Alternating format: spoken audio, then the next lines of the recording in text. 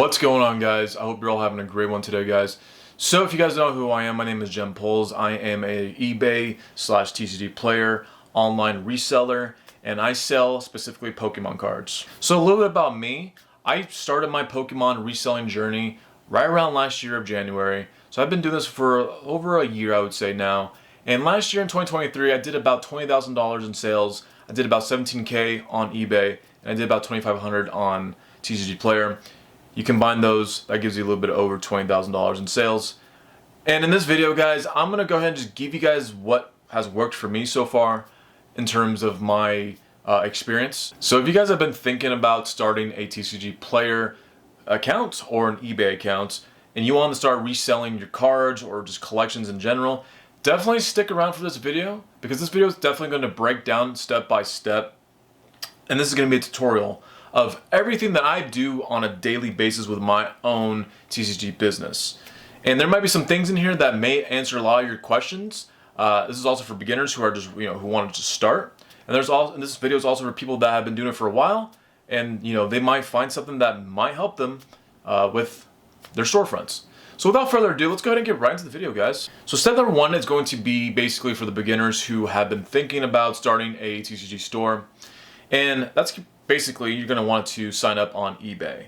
So when you sign up on eBay, it's very self-explanatory. You want to go ahead and sign up for the seller accounts specifically.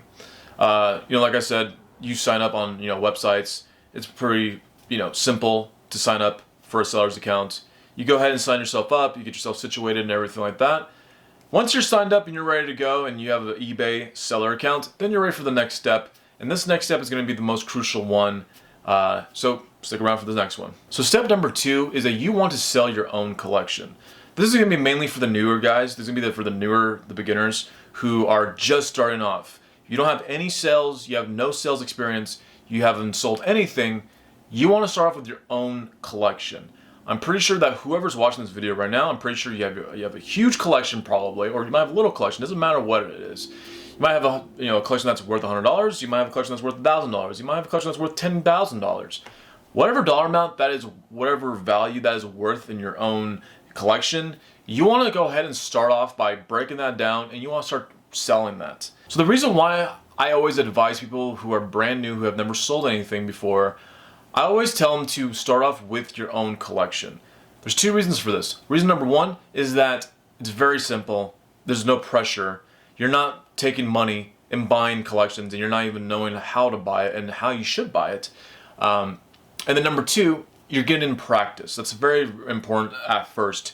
You're getting in the practice, you're getting in the reps, and you're taking the pressure off of you, and you're basically learning the process as you go.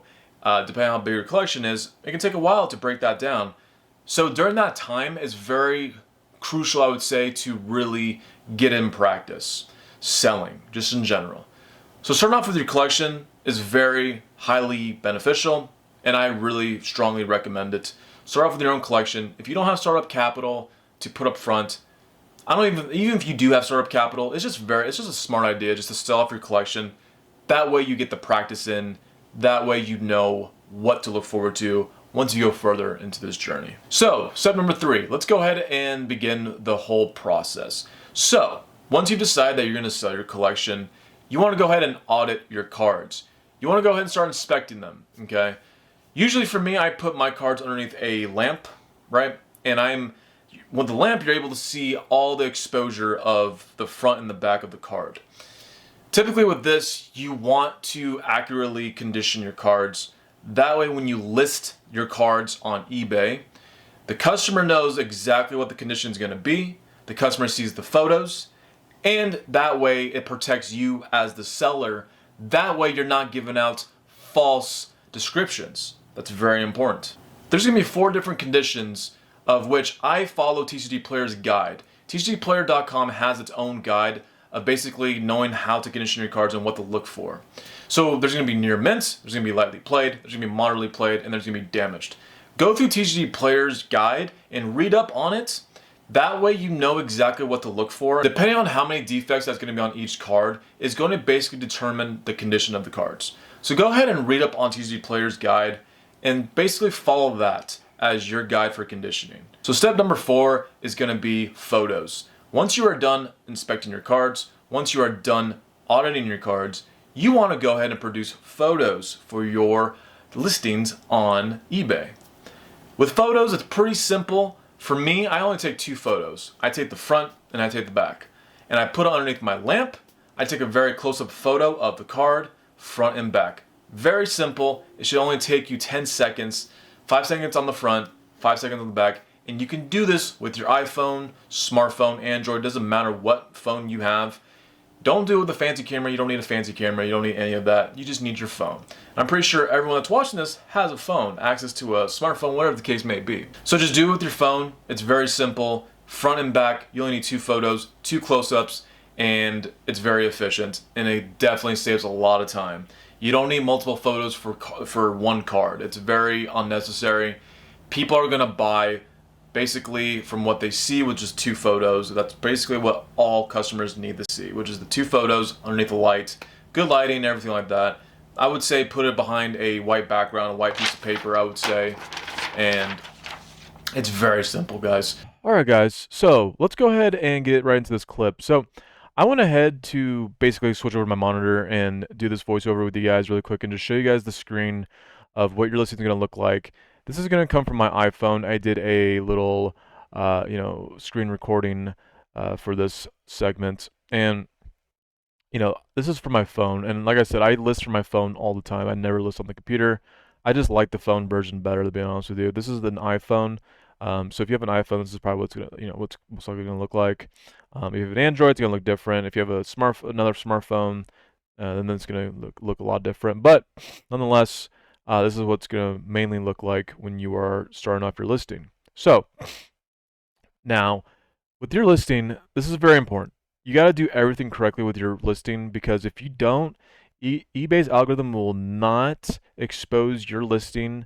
It will limit your exposure to that listing. And obviously you want as much exposure as you possibly can on your listing. That way you get the potential, impressions on your listing, and people, look at your listing and they see how accurate it is and how nice it is. More than likely they can buy, or they will probably buy, especially when they're comparing with other sellers and stuff. Because at the end of the day, you're in competition with other sellers, and you got to have, in my opinion, I think perfecting the listing is going to be drastically more effective than someone that's just very lazy about listing their cards.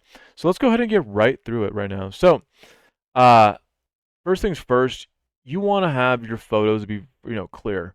Just front and back, like I said. You don't need 20 photos for one card. I think that's a little just ridiculous. You just need close-up photos of the card, front and back, and like I said, zoomed in so that way they can look at the front and the back and just look at the conditions, basically. So that's going to be the most important thing, because that's the actual card that they're purchasing. Next one's going to be the title. The title, like I said, the title has to be very accurate. If it's not accurate, eBay is not going to expose it as much as, as the potential that it has to be exposed if you actually correctly list it the way it needs to be listed. So with Pokemon, this is my niche. Pokemon TCG, the first 2 words right here are going to be the words you're going to use all the time. Obviously, that is the category of what the item is going to be. So Pokemon TCG, you want that every single listing, guys. Don't forget these 2 words right here. Next one is going to be the card name, Erica's Invitation, card number, and then obviously you can put the extras. I put hollow, even though everyone knows it's going to be like it's going to be a hollow of some type. And then special illustration. Sometimes this will be ultra rare. Sometimes it'll be just illustration rare.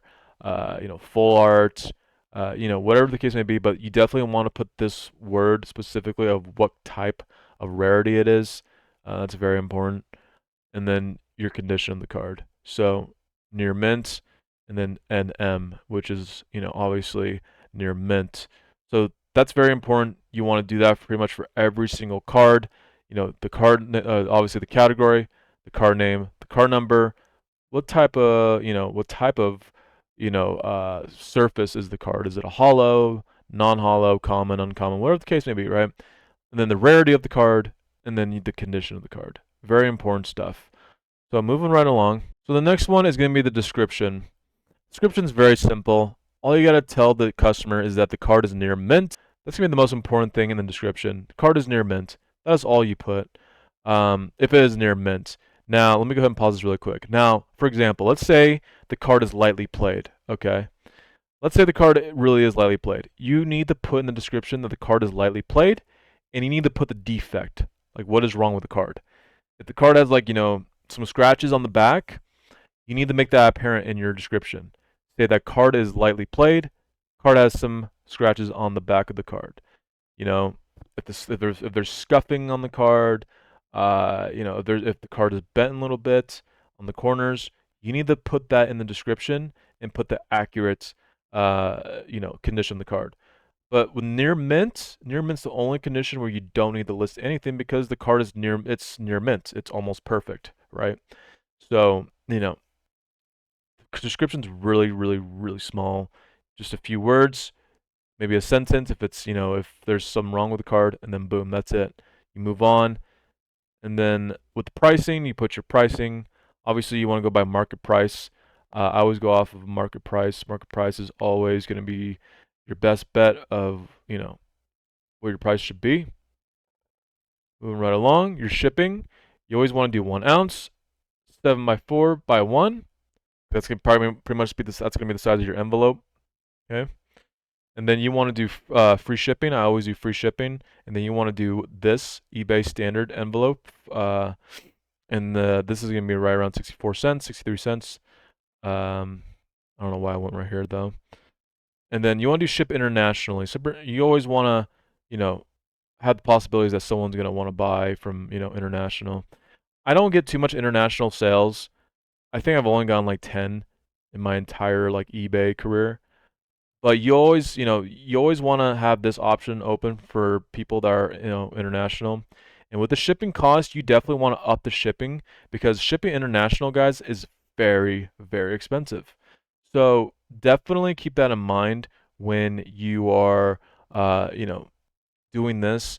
I recommend this right here where the buyer pays anywhere from $17 to $23 because typically international cost is going to be anywhere from $13 to $15. So you definitely want to cover your shipping costs. And if you don't cover your shipping cost for your international, then you're going to lose a lot of money.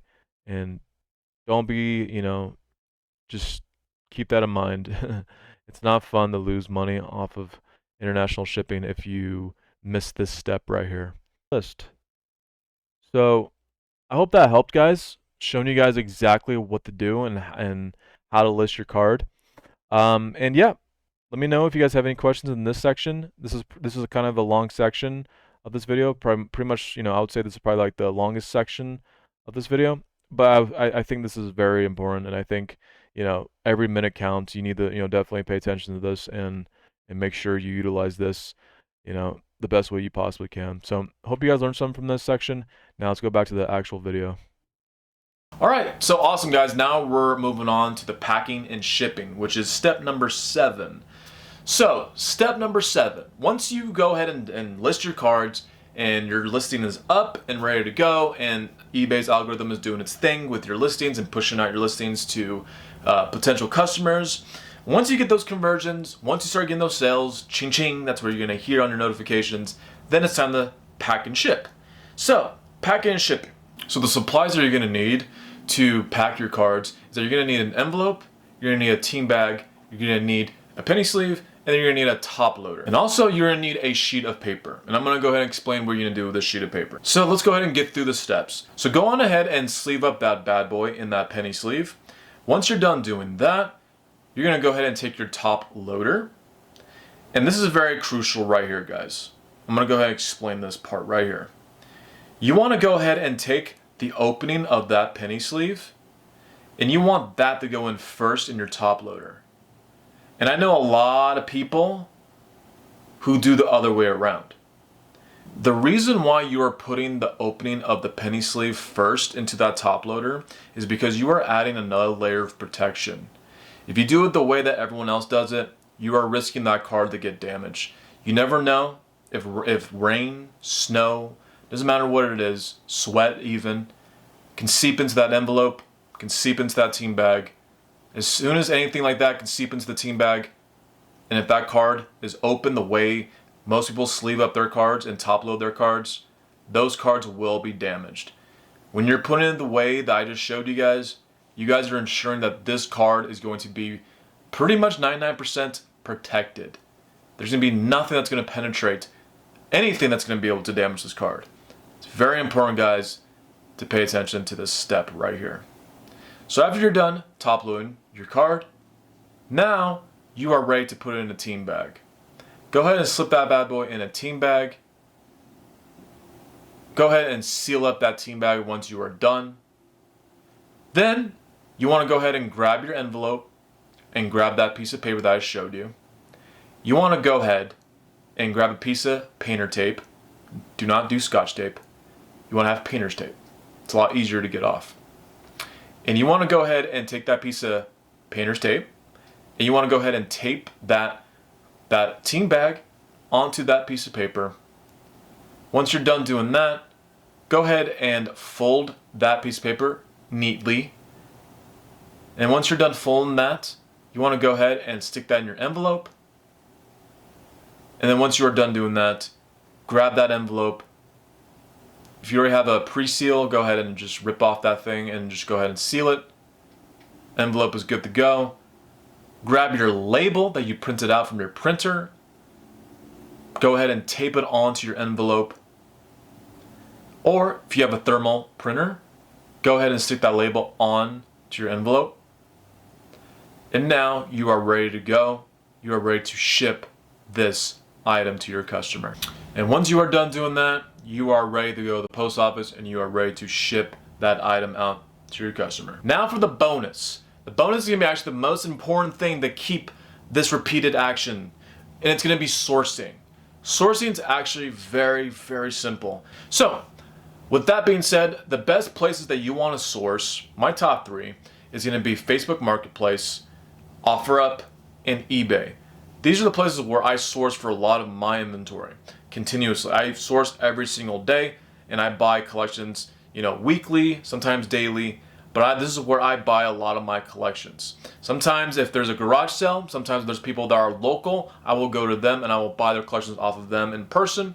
But for the most part, I am going online and I'm finding collections from all over my region. These places are going to be the places where you're going to find discounted collections where people are trying to liquidate their collections. They're trying to get rid of all their Pokemon stuff or whatever the case may be, Magic, Yu-Gi-Oh, doesn't matter what it is. And then you want to continue the steps of what I showed you. Once you buy that collection off of whoever, and repeat those steps every single time. So there you have it, guys. That's exactly how you start a TCG online business, and that's exactly how you keep your business running. You want to run through those steps continuously over and over again. You want to repeat them, and you want to become more efficient over time, tweak a few things along the way. But that is basically all you do.